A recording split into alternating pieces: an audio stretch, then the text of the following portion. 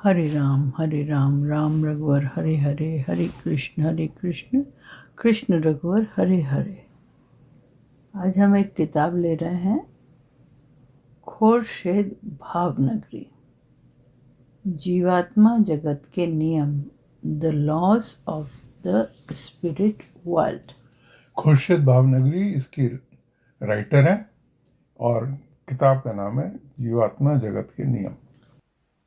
जीवात्मा जगत में कोई धर्म नहीं होता, हम केवल एक ही ईश्वर की पूजा करते हैं। ये जो पुस्तक है ये दो लड़कों की कहानी है जो जवानी में डेथ हो गई उनकी, भाइयों की, और चूंकि उनके माँ बाप बहुत परेशान थे, उनके लिए बहुत याद करते थे, तो उन्होंने मृत्यु के बाद लौटकर किसी माध्यम से ये बताया कि मृत्यु के बाद होता क्या है। तो बड़ी कमाल की किताब है ये, और इसमें बहुत सारे ऐसे सत्य हैं जो कि हमारे यहाँ अलग अलग पुराणों में और गीता में और अलग ग्रंथों में लिखे हुए हैं कि मृत्यु के बाद होता क्या है। ये वो सत्य है जो लोगों को पता यूं नहीं है, क्योंकि मृत्यु तो सभी की होती है, होती रही है और अलग अलग जन्म होते रहे हैं, लेकिन उसके पीछे रहस्य क्या है, क्या असल में मृत्यु के बाद होता क्या है, और क्या क्या अलग अलग स्टेजेस हैं, और प्रोग्रेशन क्या होता है फिर उसके बाद आत्मा का मृत्यु के बाद। ये सारा इसमें बहुत अच्छे से बुक में बताया गया है। प्रस्तावना। मैं अपनी सारी जिंदगी सवाल पूछता रहा हूँ। मैंने चीज़ों को हमेशा दूसरों से अलग नज़रिए से देखा है, जो मेरी ज्ञान की प्यास का ही परिणाम था। जब मैं छोटा था, हमेशा तारों की तरफ टकटकी लगाकर देखा करता था। ये लिखा है फॉरवर्ड श्यामक डावर ने, जो कि बहुत पॉपुलर ये डांस टीचर फिल्म है। बॉलीवुड का बहुत बड़ा डांस टीचर है, और वो बड़ा डांसिंग स्कूल भी चलाता है। अच्छा, उनने लिखा है। क्योंकि वो में अकेले नहीं है, और जीवात्मा जगत में मेरे दोस्त हैं, मेरे रक्षक फरिश्ते, जो हमेशा मुझे प्यार करते हैं और मेरी देखभाल करते हैं।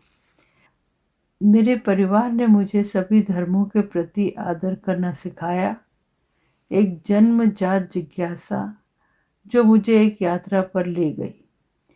इस दौरान मैं शिरडी के साईं बाबा का परम भक्त हो गया, और मैंने उन्हें पृथ्वी पर आध्यात्मिक गुरु की तलाश करने की इस गहरी इच्छा के बारे में बताया। इसके बाद मैं एक महिला के संपर्क में आया, जिनका नाम खोरशेद भावनगरी था। मैं पहले दिन उनसे मिला और उनके दो दिवंगत बेटों विस्पी और रतु से बातें की, और जब उन्होंने मुझे छोटा भाई कहकर पुकारा, तो मुझे एहसास हुआ कि मेरा उनसे कोई बहुत गहरा संबंध है।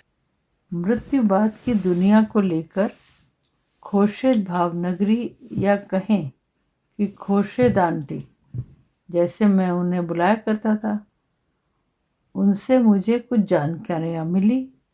वह रहस्य से कहीं बढ़कर जानी पहचानी सी लगी, कुछ ऐसा जो मेरी आत्मा को पहले से पता था। मेरे लिए मौत केवल इसी जिंदगी का विस्तार है। हम सभी बिल्कुल एक पहिए के चक्कों की तरह हैं, जो एक ही जगह पर केंद्रित होते हैं, यानी एकमात्र ईश्वर से जुड़े हैं। हम सभी आपस में जुड़े हुए हैं। सीख से भरे इन 25 वर्षों में खोरशेद आंटी मेरे लिए सिर्फ आध्यात्म के बारे में बताने वाली शिक्षिका से कहीं बढ़कर थी। वो मेरी सबसे अच्छी दोस्त थी, जिन पर मैं भरोसा कर सकता था। एक ऐसी महिला जो खुले विचारों वाली, आलोचनाओं से परे, जानकार, हास्य ज्ञान का अच्छा बोध रखने वाली थी और उनमें एक अलग तेज और आरोग्य प्रदान करने की एक अनोखी शक्ति थी। उन्होंने मुझे अनुभवों का मूल्य समझने में मदद की। उन्होंने मुझे बताया कि मेरे सकारात्मक अनुभव ईश्वर से मिले आशीर्वाद थे, जिसके लिए मुझे उनका आभारी होना चाहिए, और नकारात्मक अनुभवों से भयभीत होने की ज़रूरत नहीं, क्योंकि वो मेरे असली शिक्षक हैं। और उनके सामान्य शब्द थे, ईश्वर तुम्हें आशीर्वाद दें और सब अच्छा होगा। मेरी सारी परेशानियों को समाप्त करने के लिए काफ़ी थे। मैं उनके साथ बिल्कुल खुले दिल से बात करता और सभी चीज़ों पर चर्चा किया करता था। ईश्वर, मेरे संबंध के बारे में, मेरा काम, धर्म, आध्यात्म के बीच अंतर, कर्म, पिछले जन्म, पुनर्जन्म का उद्देश्य, पैगंबर, फरिश्ते, आत्मा से संबंधित सारे तथ्य, अलौकिक शक्तियाँ, क्यों मनुष्य जाति खुद का ही विनाश करती है, मृत्यु, बुढ़ापा, अकेलापन, डर, मणियों का उपचार, शक्ति, वर्तमान का महत्व, विचार, सोच और प्रार्थना की शक्ति, क्या ईश्वर दयालु है या दंड देने वाला है? मैं कैसे इन सब का मतलब समझकर आगे बढ़ सकता था और इस बात का अनुभव कर सकता था कि इस विराट व्यवस्था और प्रणाली में मेरा स्थान तथा काम क्या है। खोशेद आंटी ने मेरे सभी सवालों का जवाब दिया, लेकिन आखिर में उन्होंने मुझे हमेशा कहा है कि इस पृथ्वी पर एक अच्छा इंसान बनकर रहना और हमेशा ईश्वर की बनाई अच्छी राह पर चलना सबसे ज़रूरी है। ये जो शामक डावर है, ये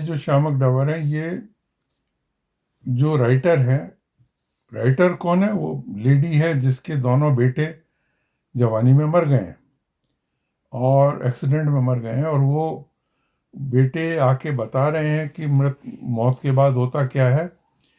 ये वो जो राइटर है उनको आंटी बोल के और उनसे उनके पास ही जाता रहा है ये शामक डावर, और उनसे गाइडेंस लेता रहा है। तो वो उसके बारे में प्रस्तावना अपनी लिख रहे हैं। उन्होंने मुझे एहसास दिलाया कि मेरे कर्मों के लिए मैं अकेला ही जिम्मेवार हूँ, और जो भी मेरे रास्ते में आए उसके लिए मैं ईश्वर या किसी और को दोष नहीं दे सकता। उन्होंने मुझे निस्वार्थ सेवा, मन पर काबू रखना और ईश्वर के ज्ञान को फैलाने, और जिन लोगों ने अपने प्रियजनों को खोया है उन्हें राह दिखाने और दिलासा देने का महत्व सिखाया। जब मुझे सबसे ज़्यादा मार्गदर्शन की ज़रूरत थी, तब खुर्शीद आंटी और उनके पति रूमी अंकल ने, जिनके भी मैं काफ़ी करीब था, मुझे हमेशा एक प्यार भरा, ज्ञान और हंसी खुशी भरा माहौल दिया, जिसमें मेरी आत्मा का पालन पोषण प्रशिक्षण हुआ और अंततः वह मुक्त हुई। हालांकि वो अब जीवित नहीं है, लेकिन मुझे लगता है कि मेरी देखभाल के लिए मेरे पास जीवात्मा जगत में और 2 फरिश्ते हैं। मुझे उनके न होने का अफसोस नहीं है, क्योंकि मुझे पता है कि वो मेरे साथ हर समय मौजूद हैं। इसके अलावा उन्होंने मेरे लिए इन सब मार्गदर्शन में से जो सबसे कीमती चीज़ छोड़ी है, वह है आध्यात्मिक ज्ञान, स्पिरिचुअल नॉलेज। कृपया इस किताब को खुले मन से पढ़ें और इस तथ्य को समझें कि सच कितना साधारण और शक्तिशाली है। विस्पी वो जो बेटा था, विस्पी हमेशा से इस बात पर जोर देते कि ये ज्ञान एक बच्चा भी आसानी से समझ सकता है और सच हमेशा ही बहुत सरल होता है। सौभाग्य से सिर्फ मैं ही वो अकेला इंसान नहीं जिसकी जिंदगी खुर्शीद आंटी और रूमी अंकल की वजह से बदली हो। 25 वर्षों के दौरान हजारों लोग उनके पास आए और आध्यात्मिक ज्ञान, मार्गदर्शन, समाधान और उपचार प्राप्त किए। आशा है यह पुस्तक आपको यही सारी चीजें देगी। आमुख। खुर्शीद और रूमी भावनगरी भारत में मुंबई के भायखला में अपने दोनों बेटों विस्पी और रतु के साथ रहते थे, जिनका जन्म क्रमशः 9 अगस्त 1950 और 13 सितंबर 1951 को हुआ था। बड़े होने पर मोटरिंग के विभिन्न पहलुओं में दोनों लड़कों की गहरी रुचि जागी। अंततः विस्पी और रतु ने गाड़ियों की मरम्मत करने वाले एक गैराज की स्थापना की और उन्होंने कई मोटर रैलियों में भी भाग लिया। 1980 के निर्णायक साल में विस्पी और रतु ने एक 1632 मील लंबी क्रॉस कंट्री मोटर रैली में भाग लिया। रैली 23 फरवरी को शुरू होनी थी और विस्पी और रतु ने इससे पहले अपनी गाड़ी को मुंबई से खोपोली तक जांचने का फैसला किया। खोपोली है ये खंडाला के पहले पड़ता है। बॉम्बे में जो बॉम्बे से पूना जाते हैं तो खंडाला पड़ता है, खंडाला के पहले खोपोली पड़ता है। यात्रा आरंभ करने से ठीक पहले अपने दोनों बेटों के साथ घटित घटना के बारे में खुर्शीद आंटी कहती हैं कि मुझसे कसकर लिपटकर रतु ने गुड बाय कहा और बाहर निकल गया। वो कुछ ही सीढ़ियां नीचे उतरा होगा, वो लोग दूसरी मंजिल पर रहते थे, तो कुछ ही सीढ़ियां उतरा होगा कि भागता हुआ दोबारा मेरे पास आया, दोबारा मुझसे कसकर लिपटकर और उसने मुझे चूमा। मैं समझ नहीं पाई, मुझे अजीब लगा क्योंकि रतु का ऐसा करना बड़ी असामान्य बात थी। एक मंजिल नीचे उतरने के बाद और वो फिर भागता हुआ वापस आया और मुझे कसकर लिपटकर मुझसे चूमा। तीसरी बार तब तक विस्पी भी मुझसे विदा लेने आ चुका था। मैंने उन्हें संभल कर गाड़ी चलाने की हिदायत दी।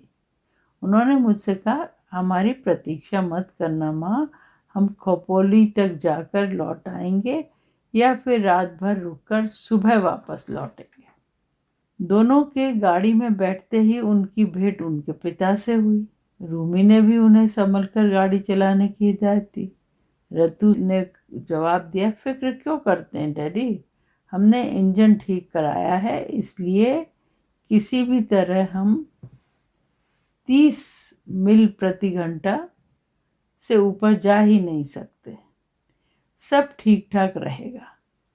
इस तरह उस रात 8:30 बजे विस्पी और रतु बड़े उत्साह के साथ निकले। उनके साथ 2 मैकेनिक और एक दोस्त था। जब अगली सुबह 8 बजे तक वे नहीं लौटे, खुर्शीद और रूमी जी को चिंता होने लगी।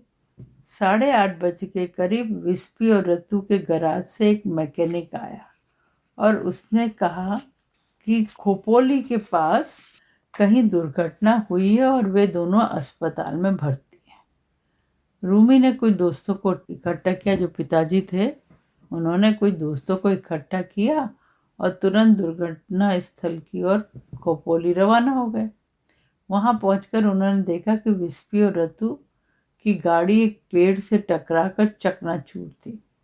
आसपास कोई नहीं था, परंतु उन्हें बताया गया कि दोनों को करीबी अस्पताल में ले जाया गया था।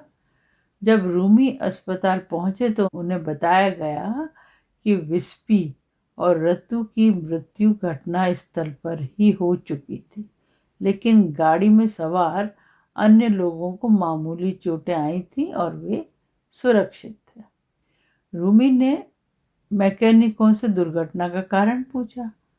वे बस इतना बता सके कि एक क्षण के लिए हमारी आंख लग गई और अगले ही क्षण गाड़ी टकरा चुकी थी। ये दोनों आगे बैठे हुए थे।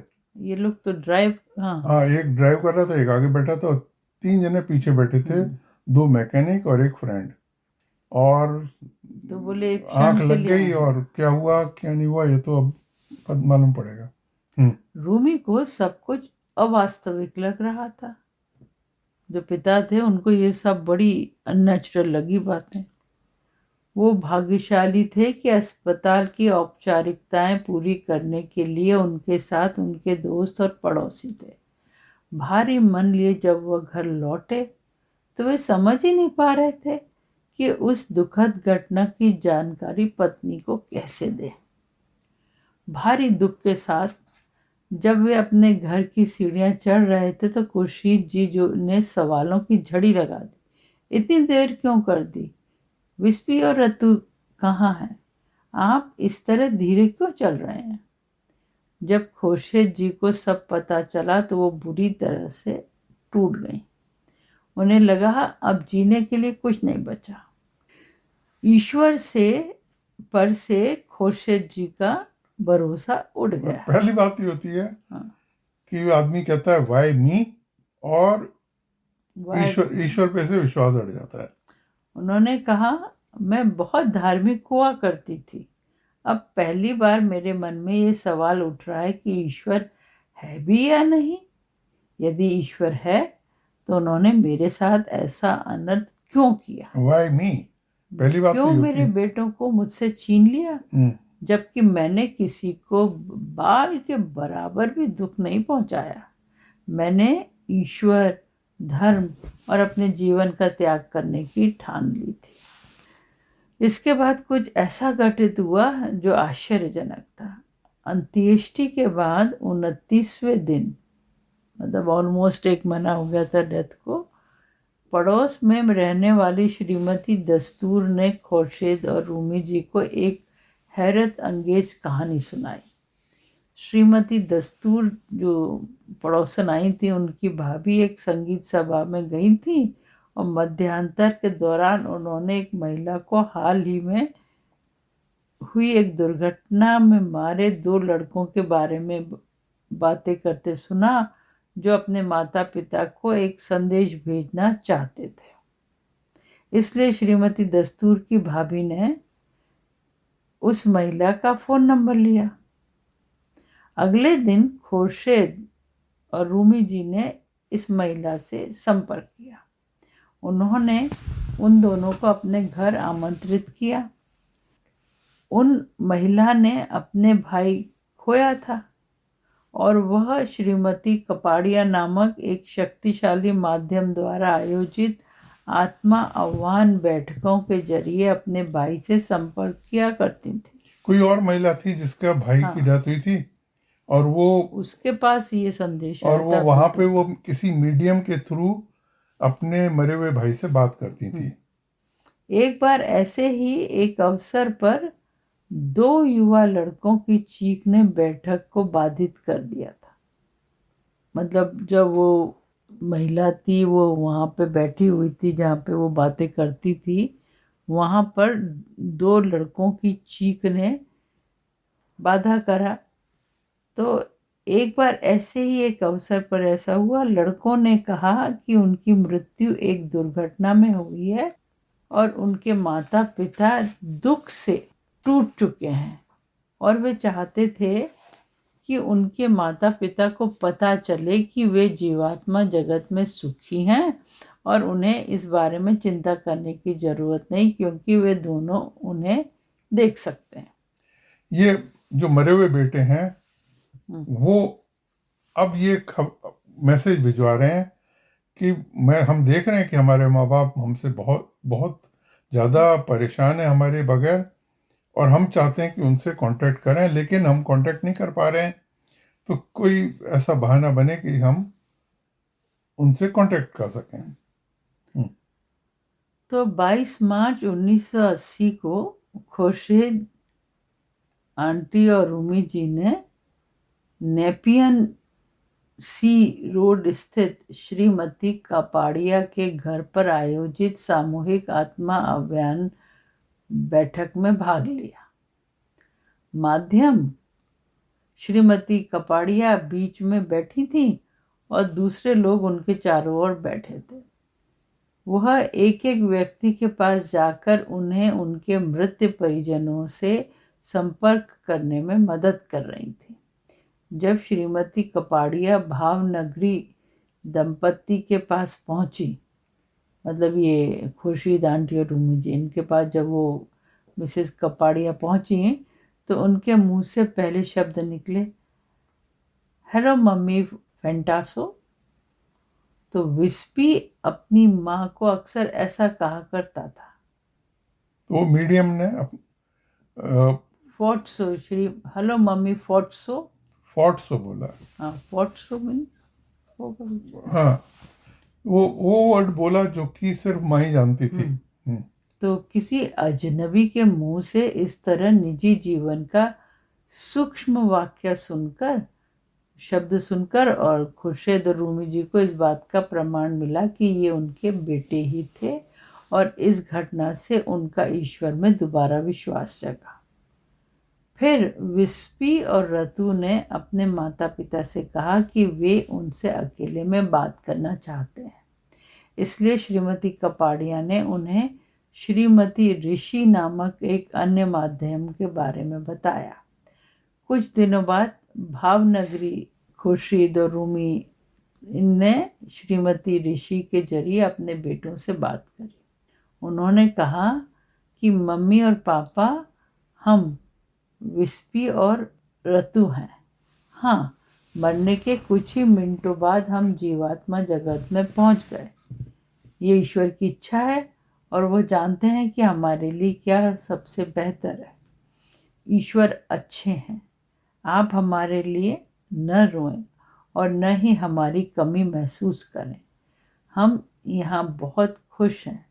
हम आपको हर वक्त देख सकते हैं और यहाँ से आपकी देखभाल कर रहे हैं।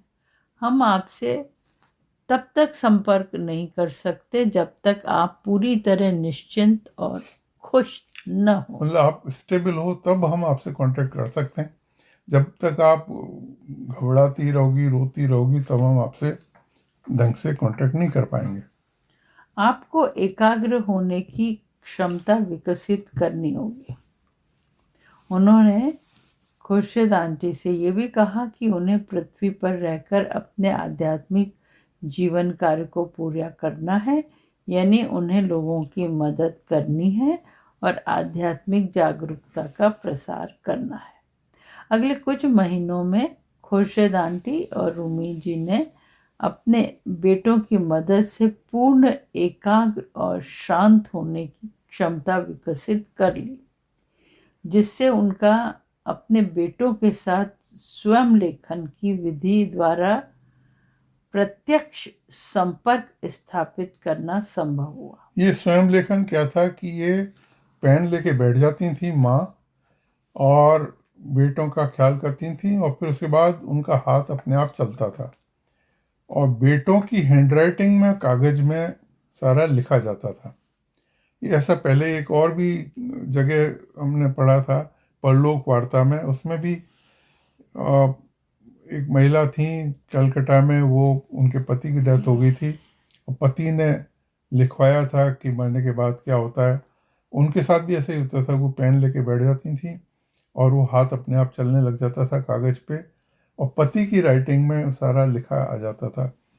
इसमें बेटे की हैंडराइटिंग से माँ ने वो पेजेस भरे हैं कि वो बता रहा है कि वहाँ क्या क्या हो रहा है। एक पुस्तक पर वह हल्के हाथ से कलम पकड़ के रखती और मन को संपूर्णतया एकाग्र करती, और धीरे धीरे उनके मृत बेटों की आत्माएं उनके हाथ का उपयोग करके कागज पर धीरे और टेढ़े मेढ़े तरीके से कलम चलाती थी। शुरू में केवल लकीरें बनती थी, लेकिन कई दिनों के प्रयास के बाद शब्द उभरने लगे और वह मुखर होकर प्रश्न पूछती, जिनके उत्तर कागज पर लिखे हुए मिलते थे। लड़कों की मृत्यु के कुछ ही दिन बाद खुर्शीद और रूमी जी के सामने एक दुर्भाग्यपूर्ण पारिवारिक समस्या आ खड़ी हुई और उन्हें कानूनी प्रक्रिया का सहारा लेना पड़ा। कुछ वकीलों की सलाह के विपरीत, जिनका कहना था कि उन्हें केस नहीं लड़ना चाहिए, खुर्शीद और रूमी जी ने उस वकील का चयन किया जिनकी सलाह उनके मृत बेटों ने दूर संवेदन शक्ति के जरिए दी थी।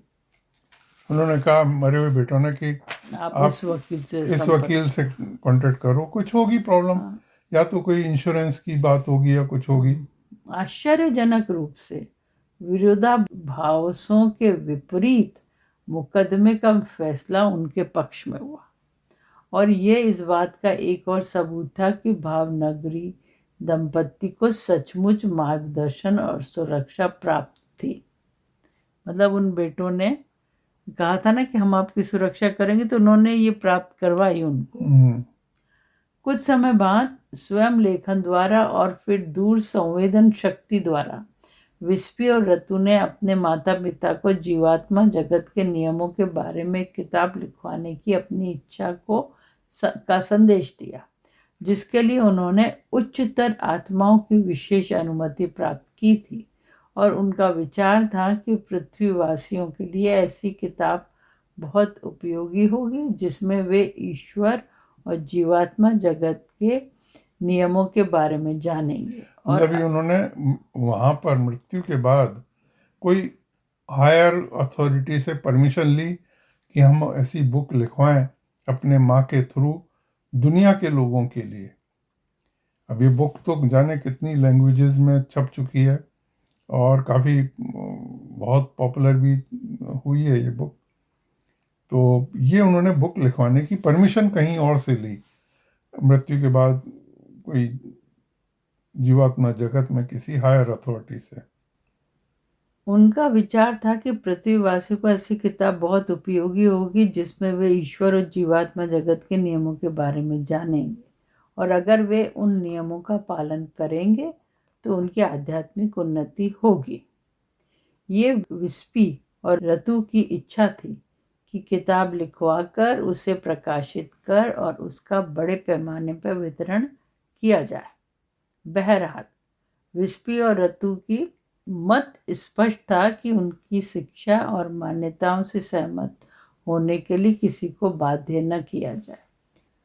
दोस्तों, और यहाँ तक कि अजनबियों ने जब खुर्शीद आंटी के अपने बेटों के साथ संपर्क के बारे में सुना तो वे बड़ी संख्या में इनके घर में जुटने लगे, भावनगरी दंपत्ति के। तो खुर्शीद और रूमी जी धीरे धीरे यह महसूस करने लगे कि निस्वार्थ भावना रखकर दूसरों के दुख को कम करने से उनके अपने दुख बहुत हद तक कम होने लगे। बेटों की मृत्यु के बाद उनके दुखी मन को इसी तरह राहत मिली। उन्होंने युवा और वृद्ध दोनों का मार्गदर्शन किया और उन्हें सांत्वना दी। अपनी कहानी सुनाकर उन्होंने अपने तरह परिजनों के वियोग में तड़पते लोगों को उदासी और निराश होकर टूटने से बचाया। नशे की लत से लेकर शारीरिक यात्रा तक की समस्याओं के लिए उन्होंने लोगों को परामर्श दिया, लेकिन अंततः उन्होंने उन लोगों की आत्माओं को राहत पहुंचाई जिनमें आध्यात्मिक ज्ञान की असली प्यास थी और जो सही मायने में आत्मिक रूप से उन्नति चाहते थे। लोग उनके सामने आध्यात्मिक और व्यक्तिगत दोनों तरह के सवाल रखते थे, और ऐसे बहुत सारे सवाल इस किताब के भाग 2 में दिए गए हैं।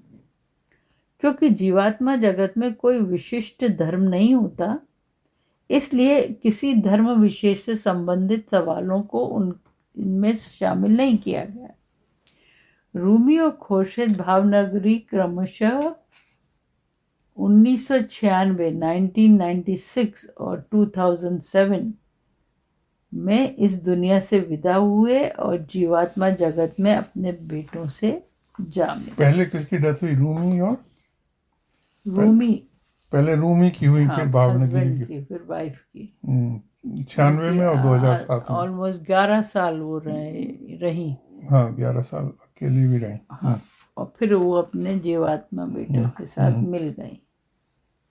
द्रष्टव्य: खुर्शीद आंटी विस्पी के साथ दिन में कम से कम 2 बार, कभी कभी 3 या 4 बार, केवल सूर्योदय और सूर्यास्त के बीच संपर्क करती थी, और वे ऐसा किसी विषय या योजना को तय किए बिना करती थी। दिन में करती थी ये सब। उन्हें विभिन्न विषयों के बारे में संदेश प्राप्त होते थे, जिनके वार्तालाप के स्वर और भाषा को हूबहू उसी तरह सुरक्षित रखा गया है जैसे वे प्राप्त हुए थे। यहाँ दिए हुए संदेश वे संदेश हैं जो उन्हें अंग्रेजी में प्राप्त हुए थे, जबकि उनकी मातृभाषा गुजराती थी। अच्छा, ये लोग गुजराती थे, लेकिन जो मैसेजेस मिले वो इंग्लिश में। हाँ, मेरे ख्याल से खुर्शीद जो है ये पारसी ईरानियन, हाँ, पारसी। ईरानियन थी ये। और ईरानी लोग बहुत सारे पहले भावनगर में आके रुके थे, और भावनगर से फिर वो बॉम्बे में आगे निकल के आए। बॉम्बे में ही ज़्यादातर पारसी लोग आए, तो वो भावनगरी, उनके कोई एंसेस्टर ने भावनगरी नाम रख लिया होगा। अब ये है 14 अप्रैल 1981, 1981 की बात। उसमें पहले लिया है ईश्वर के सच्चे नियम। मेरे प्यारे मम्मी पापा, हम हैं आपके विस्पी और रतु। हम जीवात्मा जगत से पृथ्वीवासियों को आपके जरिए ये बताना चाहते हैं कि सच्ची राह पर, उस राह पर जो सर्वशक्तिमान ईश्वर की राह है, उस पर कैसे चलना चाहिए।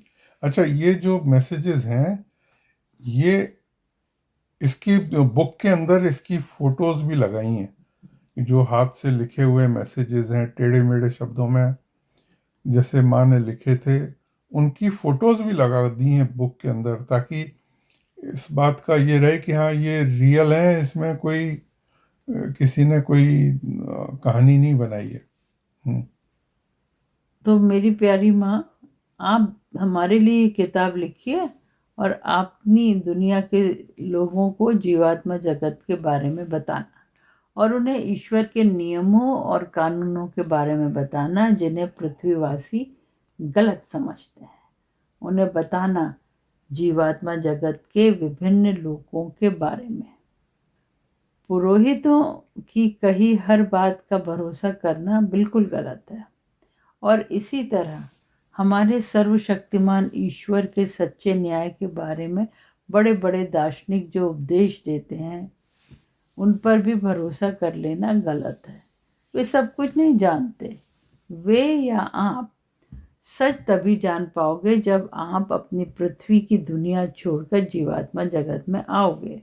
हाँ, असली न्याय क्या है, इसे बताने के लिए कुछ पन्ने और कुछ अध्याय काफ़ी नहीं है, और न ही इसे कुछ किताबों से जाना जा सकता है।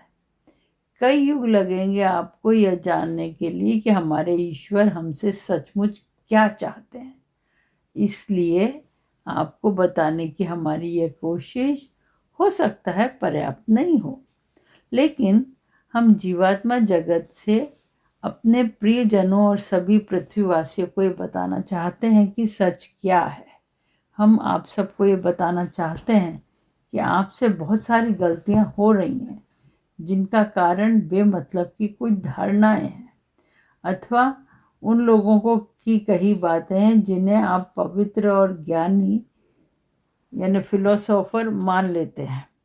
कभी कभी तो वे जो कहते हैं वह हमारे सर्वशक्तिमान ईश्वर के सच्चे नियमों और कानूनों के बिल्कुल ऑपोजिट होती है। इस तरह इस समय जब पृथ्वी पर दुष्ट और बुरी आत्माओं का बोलबाला है और अच्छे लोग तकलीफों से घिरे हैं, हमें लगता है कि यह किताब आपको बताएगी कि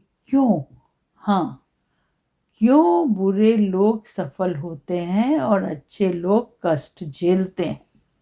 भले लोग हमारे सबसे प्रिय सर्वशक्तिमान ईश्वर को इस बात का दोष देते हैं कि वो उनके साथ न्याय नहीं करते। इसलिए हमारे पाठ को आगे पढ़िए, इसमें आपको बहुत सारे सवालों के जवाब मिल जाएंगे। फिर आगे इन्होंने आगे बताया है कि एक्चुअली मरने के बाद क्या है अरेंजमेंट, किस तरह से चलता है।